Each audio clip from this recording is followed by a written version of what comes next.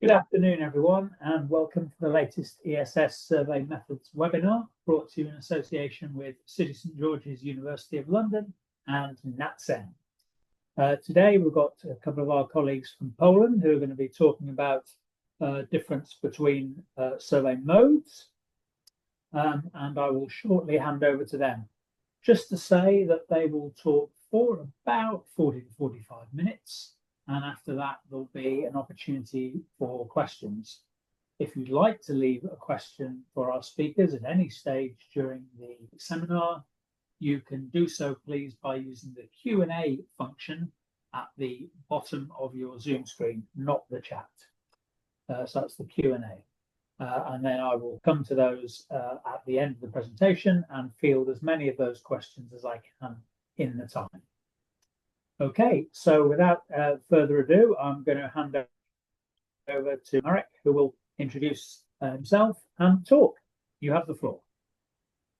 Okay, thank you, Eric, for the introduction. I am Marek Muszyński from the Polish Academy of Sciences, and together with my colleague Piotr Jabkowski from the University of Poznań, we have a pleasure to present to you this talk. So this is surveys at the crossroads.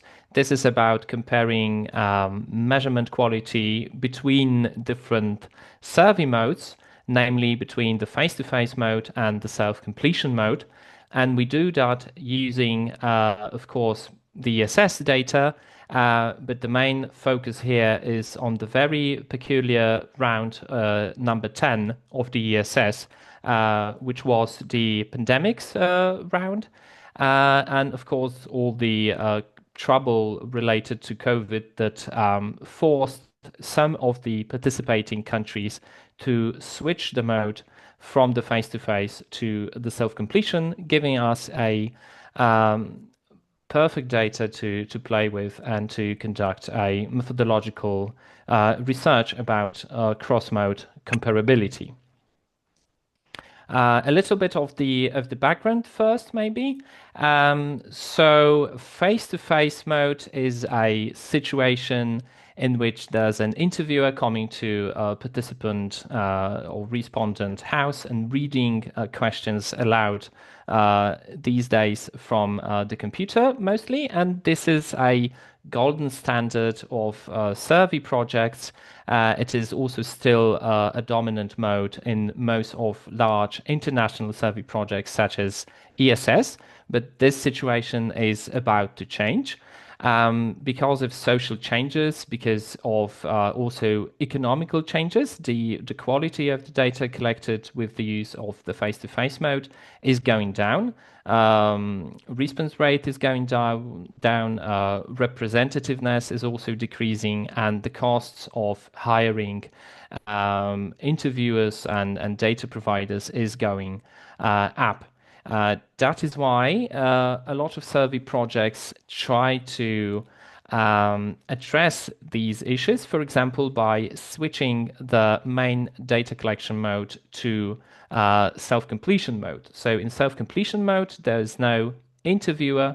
We just send our survey to the respondent, either as a email link for an online survey or as a paper questionnaire to be filled in and then sent back using postal services.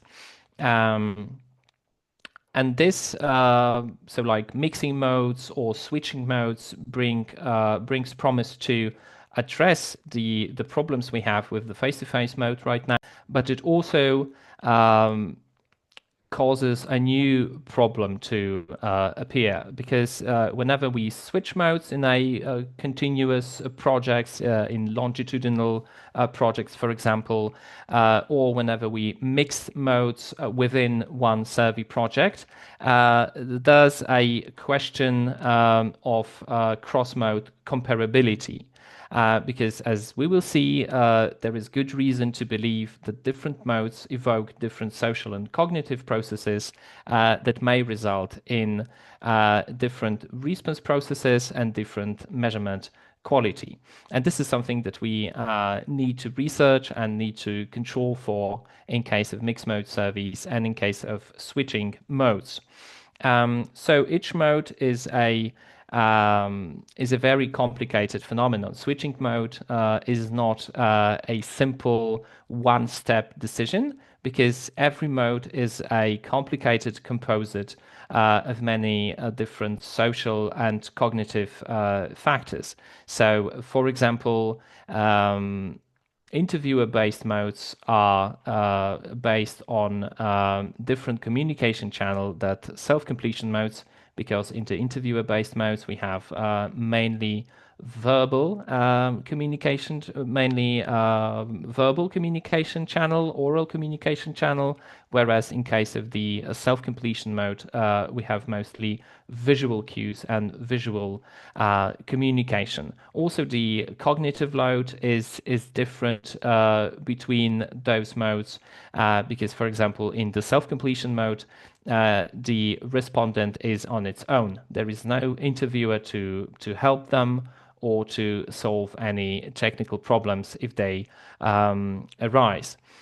So understanding mode differences in measurement quality, to do that, we also need to understand the differences of the modes. And here is a quick comparison between the face-to-face and self-completion mode. When we compare the two, there are some strengths or advantages of the face-to-face mode.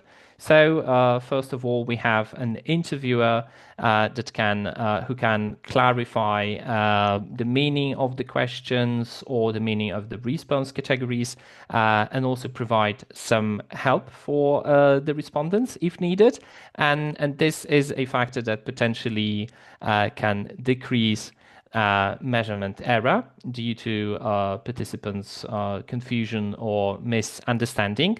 The interviewer can also motivate respondents to stay focused, to put some effort in responding.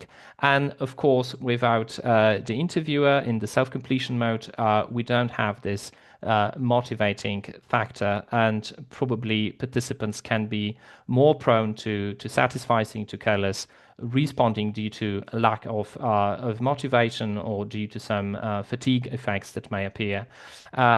Also in the face-to-face mode, we have more control over the conditions of the survey. So for example, we can prevent interference or multitasking, whereas in the self-completion mode, we don't really know in what conditions the respondents would take in the surveys. And we know from other projects, from other empirical evidence, that people report taking surveys during watching television or talking to someone in general in unfavorable conditions. But there are also some drawbacks of the face-to-face mode from the point of view of measurement processes. We know that the sheer social presence and social influence of an interviewer can affect how participants respond to survey questions. So it may give rise to processes like socially desirability responding or positivity responding. In short words, participants are trying to answer in such a way to give a favorable impression of themselves, and they try to maintain a positive rapport with the interviewer. Also, in the face-to-face mode, the participant cannot really influence the pace or the order of the interview, because that relies almost entirely on the interviewer. And if the interviewer goes too fast, for example, or in some chaotic way through the interview, through the survey, then it might confuse the respondent. So as we can see, comparing the modes requires comparing a lot of different social and cognitive processes, because many different processes are at play when we consider measurement quality in different modes. So here goes our research aims. So we aim to compare measurement quality between the face-to-face and self-completion mode, and we want to concentrate on response styles as indicators of measurement processes, and also careless responding. Careless responding, we can equal that to satisficing for this talk. So careless responding, we define that as responding to survey questions without paying full attention, without paying full effort. This is just giving the first answer that comes to your mind, just to answer quickly, just to get the survey done. This can be related to a number of response processes or response tactics. One of them is straight lining, which is just giving the same response over and over the incoming questions. We can also see item non-response as a indicator of careless responding, because the quickest probably the quickest way of answering a question is just skipping it. And we also research phenomena known as response styles. And response styles are systematic tendencies to prefer certain response categories over the others, regardless the content of the items. So we can distinguish a number of those response styles. One of them is agreeing or acquiescent response style. This is tendency to agree with the items or to endorse positive options. Another response style is midpoint or middle response style. This is going for middle response categories. Yet another one is something called extreme response style. So this is the tendency to endorse extreme, like for example, the highest and the lowest, or the most positive and the least positive, or the most negative response categories. Here I just present quickly the predictions we had. We based them on the literature review. So we have predicted more agreeing response style in the face-to-face mode in comparison to self-completion, because we thought participants try to present themselves in a favorable, socially approvable way, which is mostly related to agreeing with the questions. And in the self-completion mode, they may not be that motivated to do that, because they're not in a social situation of a conversation with a stranger. Same prediction goes for the midpoint responding, for middle response style. We also thought that in the face-to-face mode, participants might be more motivated to go for the middle responding as an elegant way of giving a neutral answer or avoiding presenting their true beliefs.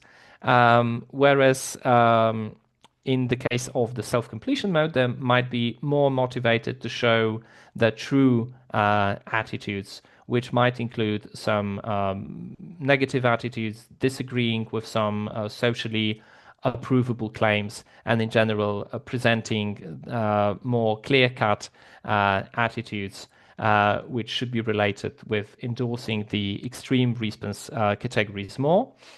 We also predicted more careless responding, more satisficing in the self-completion mode in comparison to the face-to-face mode, more straight lining, more item non-response, and also more bizarre patterns of responding that we have tried to capture with the Mahalanobis distance. And we also analyzed the ESS data. Piotr will give you more details in a second. we have decided to analyze the 11-point and 5-point ESS items separately because of the literature that shows that the longer the response scale, the more cognitive problems we can expect on the participant side. So that was the background and a short introduction. And now I hand over to Piotr, who will tell you more about the data we used and the methods we have employed. Yeah, so thank you. And yeah, before moving to the main results, I will briefly cover the methodological background of our study, including data, measures, research design, and our analytical strategy. Conceptually, this is an identification problem on how do we can isolate a mode effect attributable to how data were collected from other effects. Our answer, as you will see later, is to use a difference in differences approach that exploits the unique timing of the ESS runs. And as you can see on this slide, our empirical material comes from the three most recent ESS runs. Run 9 conducted between 2018 to 2019, Run 10 conducted between 2020 and 2022, and Run 11 conducted between 2023 and 2024. We focused on 26 countries that participated in all three runs. Runs 9 and 11 used interviewer-assisted modes, giving us two observation points under identical fieldwork conditions. And Run 10, in the middle of the pandemic, was different. 8 countries switched to a push-to-web self-completion design, supplemented by mailed paper questionnaires. And you can think of this as a three-wave panel of countries observed under different fieldwork conditions.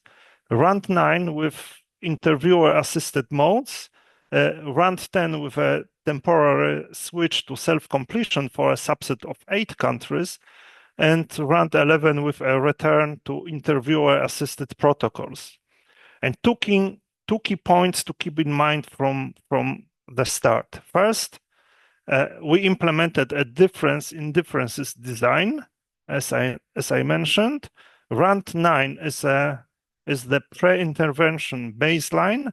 Run 10 is the intervention, self-completion for switchers, and Run 11 is the post-intervention return.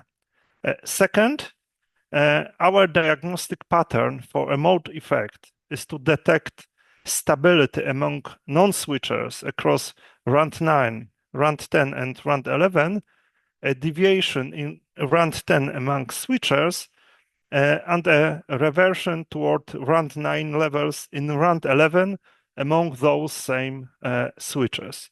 Next slide, Marek. Okay. Although the mode switch was not randomly assigned to countries, it has the hallmarks of a natural experiment. The decision to use self-completion in 2020-2021 was driven by public health regulations and fieldwork feasibility during the COVID-19 pandemic, not by countries' substantive interests or respondents' mode preferences. The switchers were spread across different European regions, as you can see here, in northern, western, central, and southern part of European continent. So it's unlikely that some single cultural factor explains both the mode change and the uniform switch in response behavior. Because 8 countries switched back to interviewer-assisted protocols in Run 11, each country effectively serves as its own baseline, which increases the causal story we can tell about any temporary changes observed in Run 10. So next slide. And to define measures of response styles and satisficing indicators, we drew on core module items that use two familiar ESS formats. 11-point end-labeled scales with scoring from 0 to 10, and fully labeled 5-point agree, disagree, or ability scales. And for the 0 to 10 format items across runs 9, 11, we analyze 19 items. As you can see here on the slide, we took generalized trust, 3 items, institutional trust, 7 items, satisfaction, 6 items, and immigration-related questions, 3 items. From this, we computed respondent-level indices that capture response styles and careless responding using scoring matrices you can see on the slide in this table. Next slide. And we mirrored those outcomes for 5-point agree, disagree batteries. That is for political views, 4 items, and social views, 4 items. Again, the indices were computed at the respondent level using the coding scheme shown in the table. So next slide. And our goal was to measure undesirable response behaviors that can comprise data quality. Across the 11 and 5-point blocks of items, we tracked 5 response style indices: middle responding, acquiescence responding, extreme responding, primacy effect, recency effect, in addition to 2 careless responding measures, that is inter-respondent variability and the fraction of outliers by Mahalanobis distance. Plus, we also include item non-response as an additional indicator. And note that inter-respondent variability measures the extent to which a respondent varied their answers across items within a battery. And lower variability could signal uniform responding. Higher variability could reflect engagement. But when considered in conjunction with other indices, it helped us to flag carelessness or response style. In turn, a high fraction of outliers in Mahalanobis distance suggests inconsistent or inattentive patterns relative to the battery and other respondents. And we calculated the proportion of a given response style occurring across all items in both blocks, that is 11-point and 5-point items separately. Inter-respondent variability measures the extent to which a respondent varied the answers. And we transformed all values into a range between 0 and 1, with higher values indicating less similarity in using particular response options. Consequently, the values of all measures assigned to each respondent range from 0, indicating the absence of a particular response style, to 1, reflecting a consistent application of the specific response style by the respondent across all items derived from 2 blocks of response formats. In turn, outliers in a Mahalanobis distance were coded as a dummy variable. 0 means not being flagged as outlier, and 1 means being flagged as outlier. That is likely due to careless responding or satisficing behaviors. Next slide. So analytically, the ESS mode configuration is close to a difference in differences design. So again, round 9 gives us a pre-intervention benchmark with all countries in interviewer-assisted mode. Round 10 introduces a treatment condition experienced only by the 8 switchers. And round 11 restores the original mode everywhere, serving as a post-intervention check. And if the distribution of response time measures and indices of careless responding remains essentially stable across the 3 waves in the 18 countries that never changed their fieldwork procedures, while a marked deviation appears exclusively among the switchers in round 10, and then disappears once the interviewer-assisted mode is reinstated in round 11, we think the explanation is that the temporary change in response propensities is due to the self-completion mode.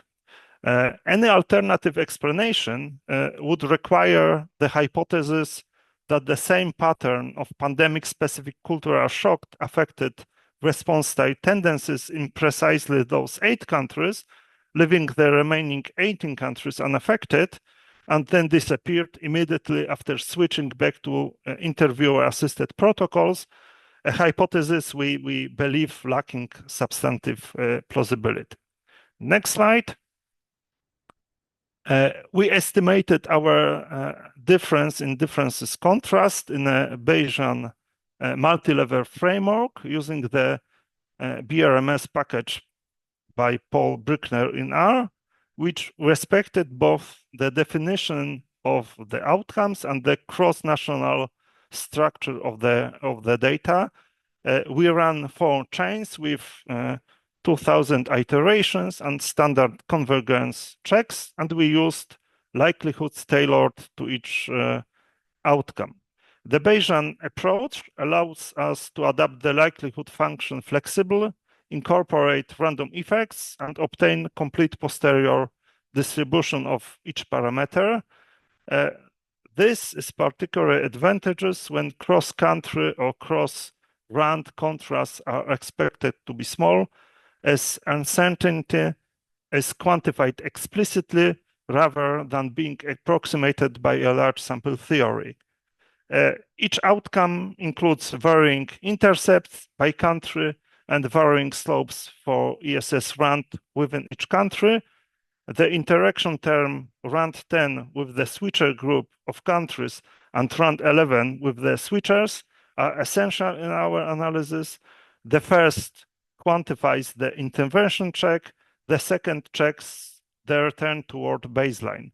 And taking them together, we can verify the effect of switching to self-completion on response type behaviors and careless responding. So now we can move to results, and I will give the floor to Marek.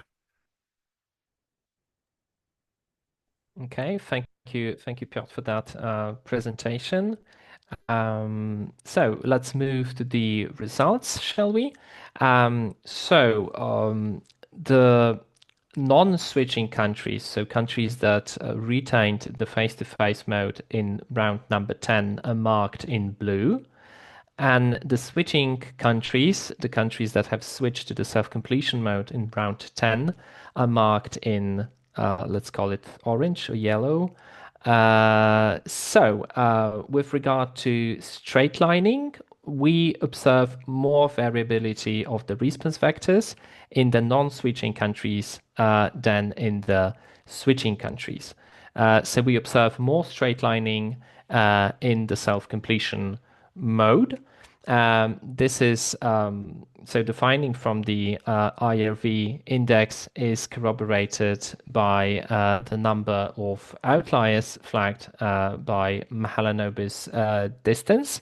So we have found more atypical cases, more outlying cases in the switching countries in round 10 in comparison to the non-switching countries. So again, we have more careless responding, more satisficing in the self-completion mode.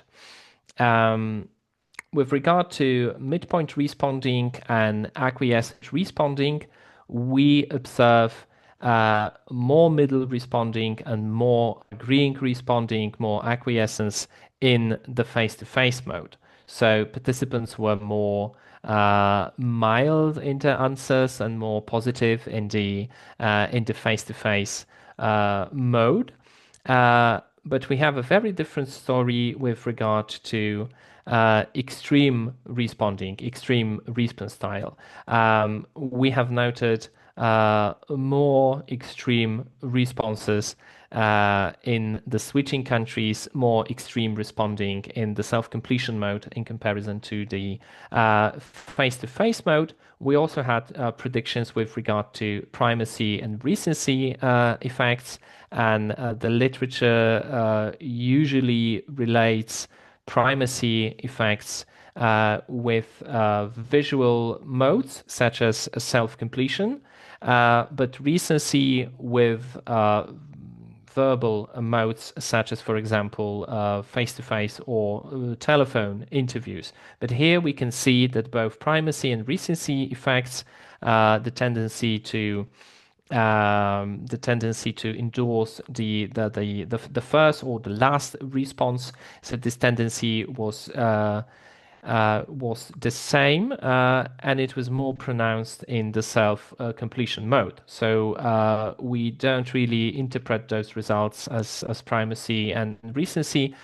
We think that this all boils down to this greater tendency to endorse extreme response categories in the self-completion mode.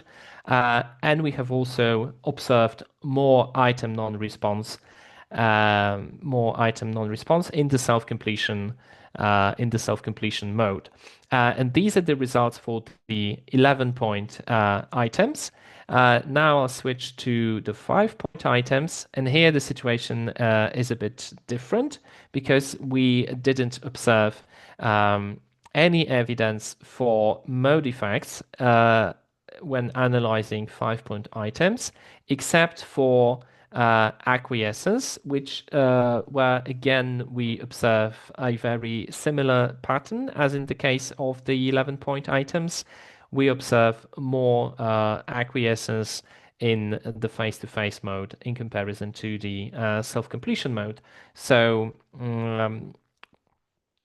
to show a cross-country variability on the example of straight lining for 11-point items. This is just to show how this pattern splits when we take individual countries under consideration. Well, this is also to confirm our general results. So again, in blue, we have countries that didn't switch the mode in round 10.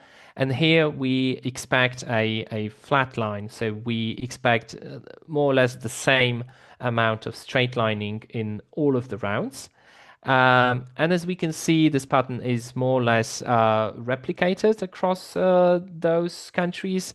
We see some differences, but they're not systematic. We observe a huge drop of variability in case of Bulgaria, so like more straight lining in Bulgaria in round 10, but we don't observe any difference between round 10 and 11. So something happened in Bulgaria, but we don't know what. And it wasn't related to survey mode change because there wasn't any in this country.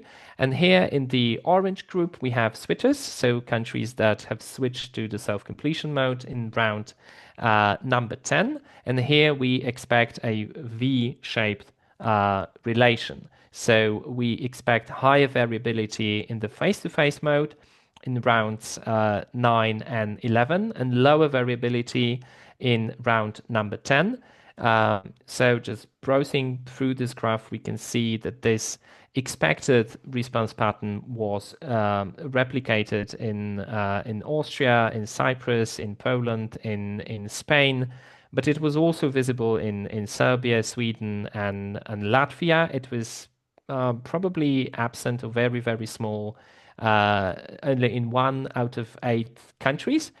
So if we we can conclude that we can confirm our pattern of results, whether we take under consideration the whole group of switching countries, but we can also confirm that if we analyze country by country, as in the vast majority of the switching countries, we observed the same pattern of results. Namely more straight lining in the self-completion mode in 11-point ESS items. So this is just a short summary of our results.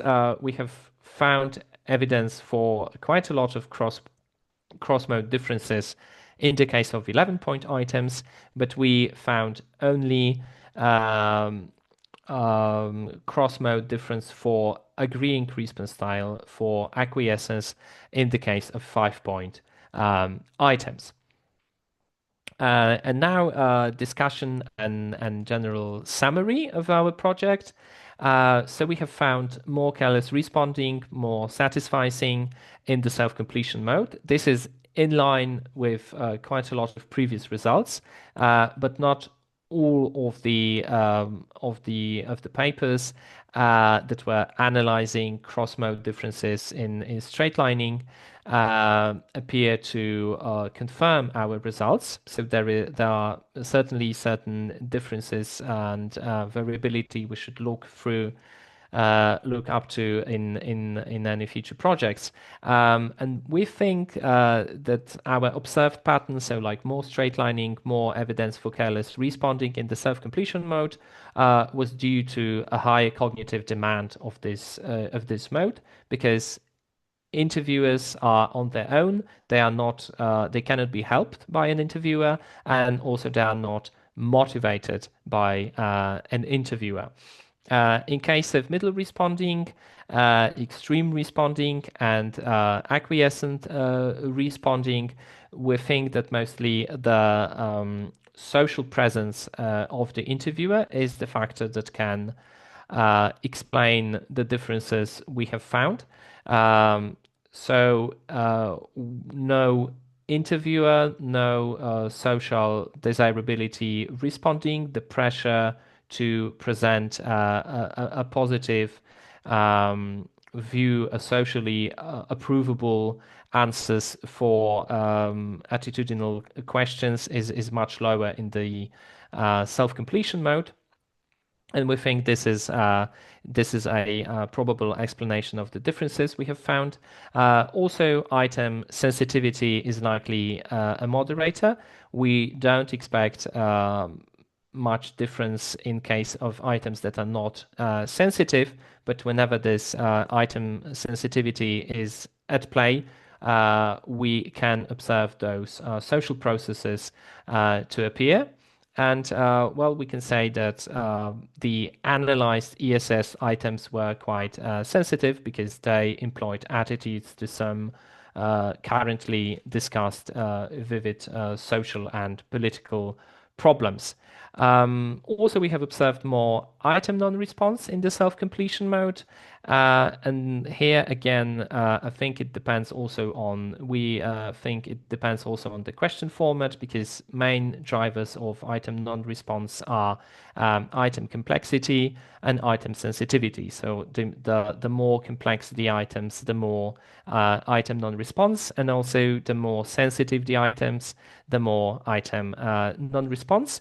It also depends greatly on survey design, especially in the new modes. In the for example, in web or computer-based surveys, we have a possibility to block skipping the items. We can prompt respondents to give responses to answer all of the questions, or we can even block progress through the survey whenever there are any not answered items.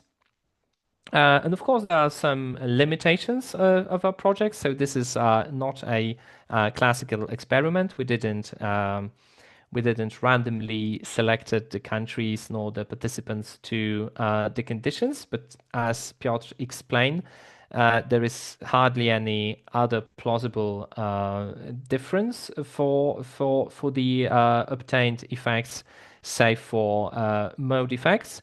Of course, we can also think about non-response bias, because some participants, when forced to participate in a self-completion mode, may have chosen not to take part in the survey, and they would have taken part if it was in the face-to-face mode. This is always a possibility, but we think it would only account for a small % of the differences we have found.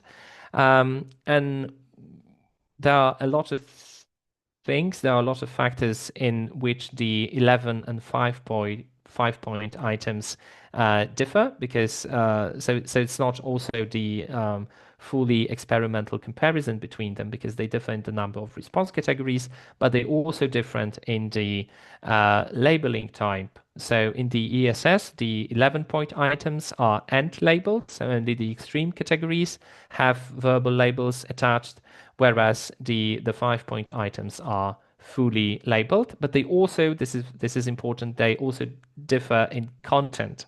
In case of ESS, the content of those items is quite similar. They tap into general political and social issues, but of course it's not identical. Also, we were able to analyze only a small group of item batteries. There were, if I counted correctly, only 28 items available for comparisons. So this is, of course, a question mark how these results would generalize if we could compare more items. Future directions. Well, so we think there is a major problem related to 11-point response items, because the literature evidence against the use of such response scales is quite large. They provoke a lot of problems in response processes. In general, participants have problems in processing and responding such long response scales, especially if they are not fully labeled, which is exactly the case of the ESS items. And we are in the mixing mode and switching mode reality. There are, of course, a number of possible moderators of how measurement quality can be affected by mode changes in different countries, because countries differ in literacy levels, in computer skills levels, and also in technology that is available, for example, for conducting online surveys. So we also have to factor that in whenever we will research cross-mode effects in international contexts. So this is what we have prepared. Thank you for your attention. And if you have any questions, we are here happy to answer them.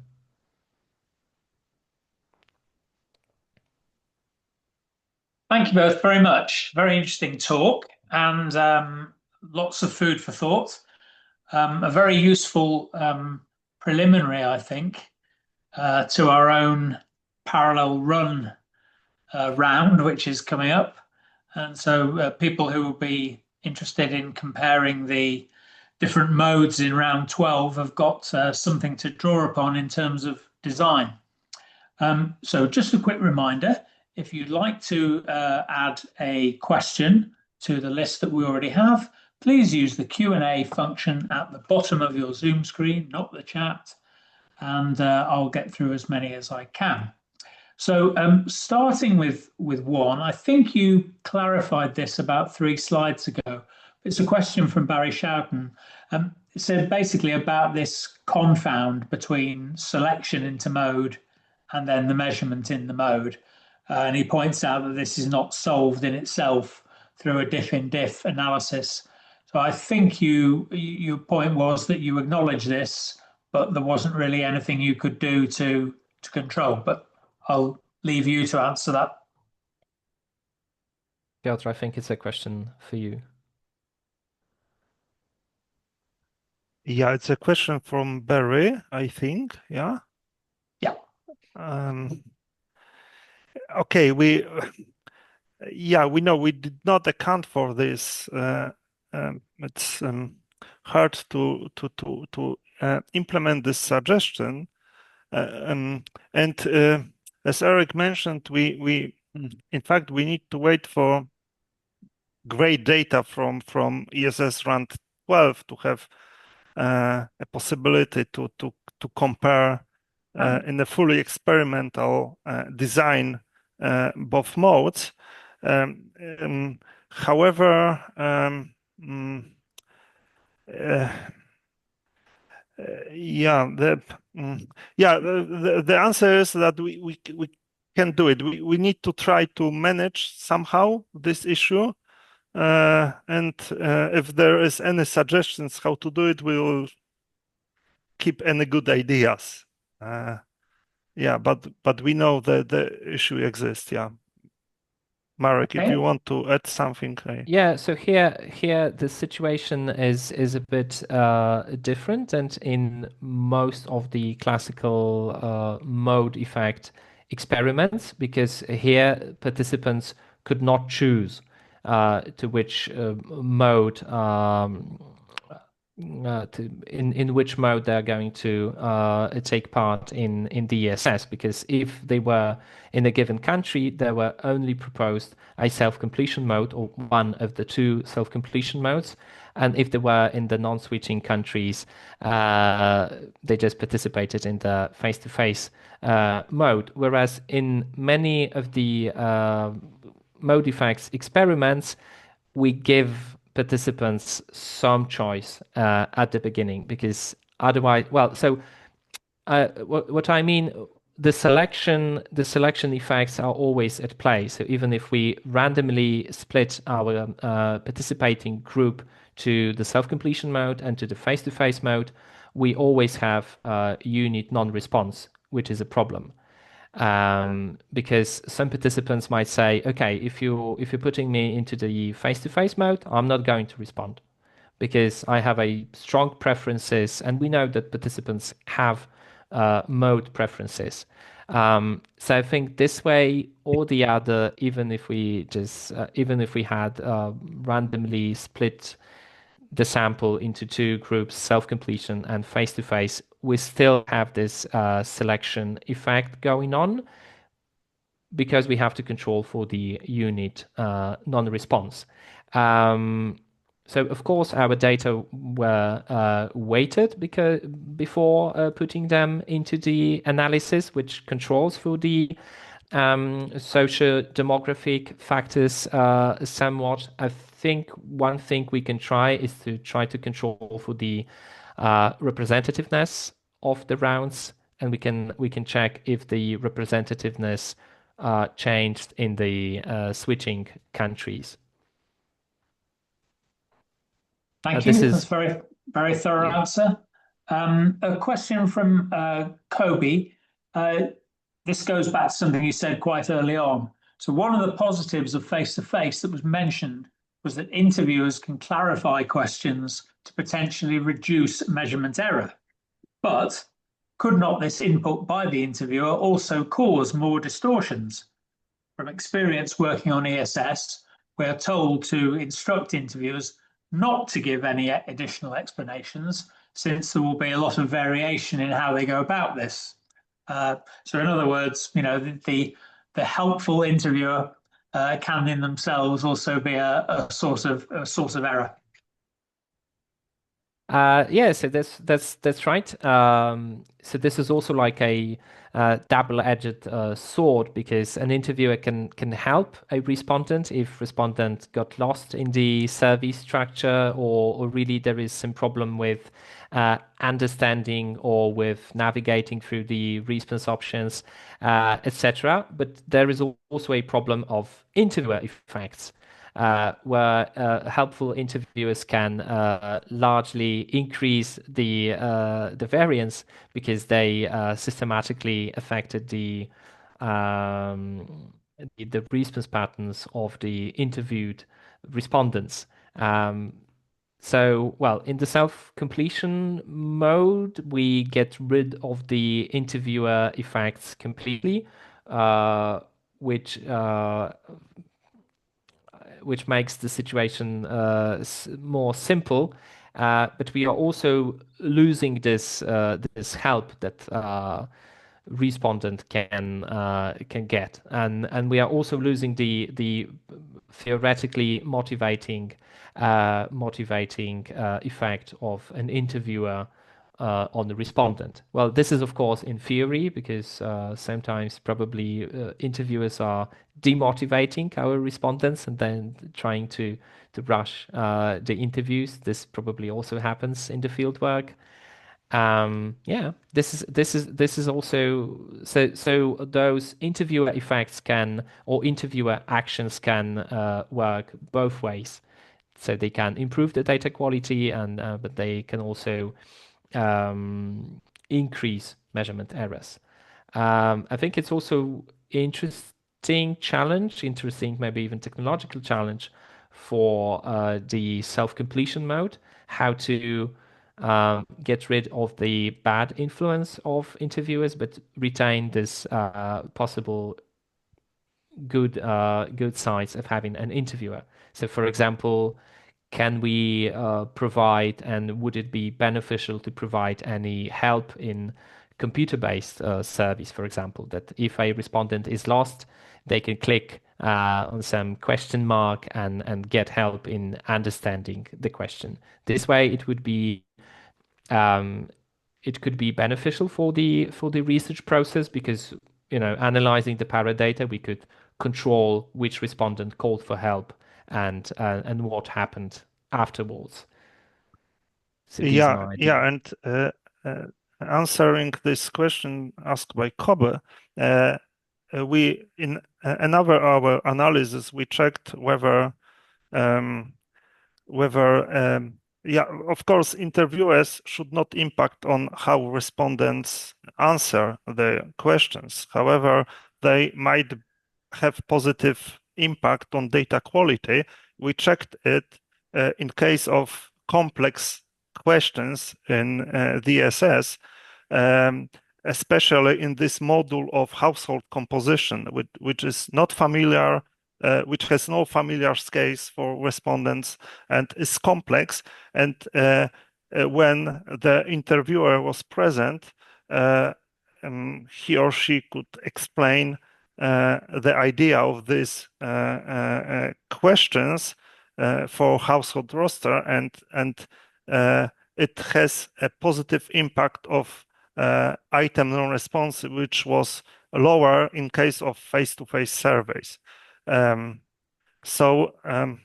Both in face-to-face and self-completion, the present or not present of interviewers can have a positive and negative impact, of course. Yeah. Okay, thank you. Got Michelle from Switzerland is, as so often, thinking the same as I am, which is, did you look at the differences between web and paper? And if not, will you? Yes, we looked at the differences. There were no differences in response styles, but we are not quite sure whether we could make such comparisons, because the respondents were not randomly assigned to either web or paper questionnaire, and we see the big issue of age and gender bias toward either mode. So the structure of the composition of respondents participating in self-completion via web or paper questionnaires are not the same. So it's hardly to compare these two groups in easy way, but we checked, and there is no differences in response styles between those two groups. Yeah, it's also just a short addition to that. So in general, when we have like two self-completion modes, we expect much lower differences between them than when we compare self-completion and an interviewer-based survey mode, because the change of the cognitive and social situation between two self-completion modes is not that great, as it is between the self-completion and a mode that requires the presence of the interviewer. So in general, when we compare like telephone and web or face-to-face and self-completion, we observe larger differences than we observe than when we compare two self-completion modes, be it for example paper and web. Okay, that brings us nicely on to a question about visual cues from Peter Lugtig. Hello, Peter. The ESS uses show cards for many of the questions in face-to-face interviewing. Can you say anything about the potentially moderating effect of using show cards versus not using them? Yeah, I'm pretty sure that all items we included in our analysis, in all items, there were show cards presented for respondents. So not in this analysis, but yeah, probably it will have an potential. It has an impact on response styles. But yeah, I'm pretty sure that in all items we used in our analysis, there were show cards for respondents. Yeah, I mean, in every country, yeah. Potentially, given the fact that the show cards are very much all the way through face-to-face interviewing in ESS, maybe it suggests that the visual element has already been sort of factored in, and so the only differences that you've got left are the presence of the interviewer, isn't it? But I'm just speculating. Sure, maybe that's why we have obtained only differences for the 11-point items, except for the very social-based effect of acquiescence. Maybe because even with the aid of show cards, the long 11-point response scales were difficult to process. But also a certain difficulty in analyzing show cards effect, except from running a experiment, is that we kind of like lack paradata. We don't have enough data to I don't know, quantify how interviewers used show cards during the interview. We know how the procedures should look like, but we know how it exactly looked like in a given interview. Yeah, I was very interested in the sections about the 11 and the 5, because of course the founders of the ESS, designed very much thinking about face-to-face in mind rather than thinking unimode, long time forward. So that it all sort of plays back into that debate. And I'm sure you're right that the complexity may be doing a lot of the work. There's a couple of things that really interested me about that talk, particularly this thing about the extreme responses. And I think I was very much, I'd already written on my pad before I saw your slide that extreme responses and the greater number of them in self-completion could well be a socially desirable thing, because on the whole, to be extreme or to be extremist is not normally regarded as a positive thing, but rather as some kind of pejorative judgment. And so it's an interesting speculation, isn't it? That people are more likely to feel that it's okay to be, at one end of things if there's nobody present. Mm-hmm. So certainly there is more impression management in the modes which involve an interviewer. And this is a well-known phenomenon, not only in the social service but also in the health service, for example. So people give different symptoms and different answers about certain diseases or about certain health behaviors in different modes. And this is a huge problem for this line of research. Okay, so I see that Piotr would like to respond to a comment of Barry's, so maybe we've finished with that. So Barry's basically suggested that one option would be to add background characteristics into the models to look at diff in diff within strata. But Piotr. I clicked something and it just happened. I just want to say thank you to Barry for the suggestion. Yeah. Oh, good. Well, that's a civilized note upon which to finish, isn't it? Thank you very much for a very interesting talk. As ever, I always learn something new at each of these papers. And today it was the Mahalanobis distance, which was completely new to me. So thank you very much for that. Thanks very much to all the participants for their questions and their attention. We will be back on the 20th of November with a paper about barriers to trust in surveys. So we look forward to seeing you then. But until then, it's goodbye from us. Thank you. Thank you.